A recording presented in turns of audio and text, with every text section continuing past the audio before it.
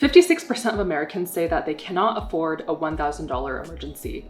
In this video, I'm going to give you 6 tangible tips to implement that'll ensure that you'll be part of the 44% that can afford a $1,000 emergency. On this channel, I talk a lot about how important an emergency fund is. Today, I thought I would provide some tangible things that you can do to save $1,000 in your emergency fund in 3 months. I've certainly used some of these tips to build up my emergency fund. I generally keep around 6 months of expenses in my emergency fund, so if 3 to 6 months of expenses is more than $1,000 for you, then you can either be more restrictive in your lifestyle or continue practicing these tips for as many months as it takes to accumulate the 3 months worth of expenses. Keep in mind, if you're trying to save an extra $1,000 in the next 3 months, it's doable, but it'll probably require you to cut back on your lifestyle and live a little bit more minimally. At the end of the 3 months, you might even find that you can live without some of the costs that you cut out, which will allow you to save even more money long term. Hi everyone, I'm Carly. I'm an ex-product manager turned model and content creator. And on this channel, I talk about personal finance, modeling, and living intentionally. If any of those topics interest you, please subscribe and ring the notification bell so that you don't miss any of my weekly videos. The first thing you're gonna do is to track all of your outgoing expenses. You can either do it in an Excel sheet or in a notebook. I personally use an app called Spending Tracker. That particular app is free with ads and it allows you to manually input all of your expenses and group them by category. So any dollar or cent you spend, you track. At the end of the month, you can see exactly how much you are spending on your outgoing expenses. While you're doing this, as you get a sense of where you are spending your money, you're going to cancel your subscriptions. There's a study in 2022 that showed that the average American estimates to spending $89 on monthly subscriptions. But upon a closer look, that figure is actually closer to $219. So you might be overestimating how much money you are spending on your subscriptions. I always say that subscriptions raise our standard of living and cause us to spend money without even thinking about it. These services bill us automatically, so it's particularly easy for us to forget about them, especially if we're not using them, but we're still paying for them. So you're going to cancel all of the extraneous subscriptions for 3 months. Once you live without them, maybe you'll realize that you actually didn't really need them, or you can find cheaper alternatives. Some common subscription services might include entertainment streaming services, gym subscriptions, and subscription boxes. For entertainment, just cancel your Netflix, Hulu, or Amazon subscriptions. It's only for 3 months, or however long you plan to do this for. I know it's hard, but if you can't live without a show, then maybe you can just keep one platform if you have multiple platforms. There have definitely been some shows that have had me in a chokehold, like The Last of Us or Game of Thrones or even Bridgerton. But those types of shows for me only get released like once a year, if even. So if there's a really popular show ongoing that seems to be a pillar of what's going on in pop culture at the moment, maybe consider proposing watch parties with your friends. You can bring snacks and drinks, and it's a great idea for a night in while still creating memories with friends. If you subscribe to these entertainment subscriptions for the classic feel-good shows where you've watched them before and you'll watch them over and over just to wind down, consider checking them out from your local library for 3 months. And while you're at it, consider checking out a few books too. I'm a huge proponent of libraries. I find that when I have to plan what I want to read or watch, I'm so much more intentional with what I consume. Not to mention, you won't have advertising interruptions either. At the end of the 3 months, you can always sign back up to these entertainment subscriptions, but you might find that you don't even feel the need to.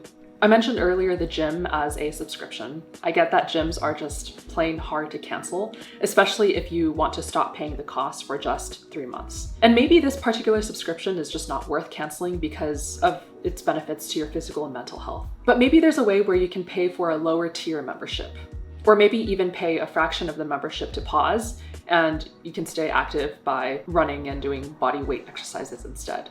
I think if you have the discipline to stay active and fit without a gym, you can save a good amount of money in this area for 3 months. Regarding subscription boxes, the average American spends around $61 on subscription boxes. And these subscription boxes might send you snacks, drinks, beauty products, any other like knick-knack on a regular basis, usually monthly. I feel like there's a subscription box in just about every industry.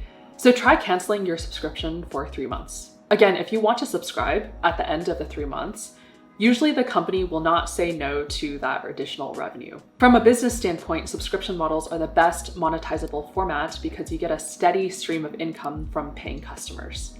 Next, you're going to start using your kitchen at home. A US food survey found that the average American spends $166 per month dining out. If you can cook all of your meals at home, this will save you around $498 over 3 months. It may sound like an extreme lifestyle change, especially if you are used to this cost, but keep in mind again, it's only for 3 months. I understand that a lot of social aspects revolve around eating out, but for the next 3 months, maybe you can pitch hosting a potluck, or if you're giving yourself some budget to eat out, then propose extremely budget-friendly places. You can also pitch other low-cost hangouts like catching up over coffee, going on a picnic, or hanging out at a museum or a park. While you're cooking at home, you might consider cutting out meat. A study from the Journal of Hunger and Environmental Nutrition showed that you can save around $750 a year if you make vegetarian choices. This averages out to $62.50 a month, or $187.50 over 3 months. One of the changes I make when I'm in saving mode is to revert to eating mostly vegetarian foods. I'm not a nutritionist, so take this with a grain of salt.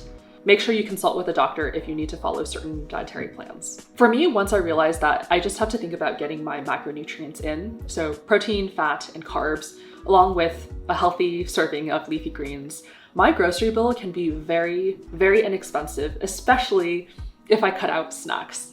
Usually snacks are my money sinker, but also these changes are even more healthy for me compared to the food choices I might have been making earlier.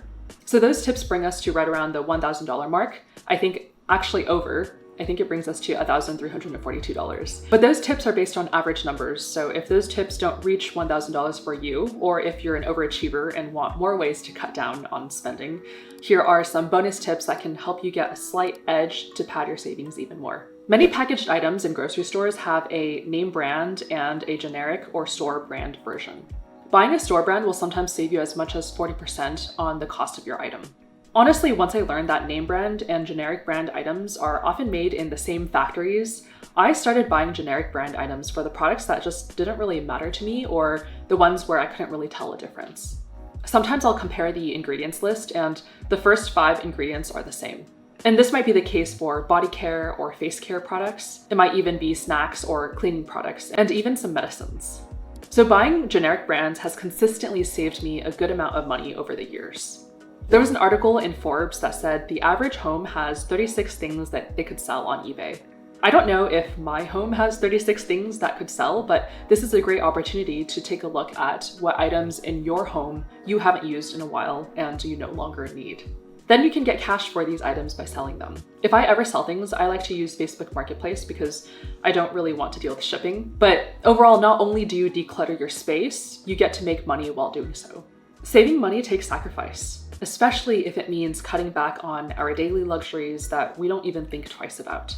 But once saving money becomes a lifestyle, it's not so much a sacrifice as it is the norm. So think about trying some or all of these tips. At the very least, it's only for 3 months. We can do anything for 3 months. Once the 3 months are up, or you've achieved your goal, you can be more intentional about adding certain luxuries back. You'll probably appreciate the things that you cut out before, and you'll have an extra $1,000 in your pocket, so win-win. If you like my tips, don't forget to like and subscribe. Also, sometimes when we save money really aggressively, it can be hard to toe the line between scarcity and abundance mindset. Check out this video on how to save money with an abundance mindset.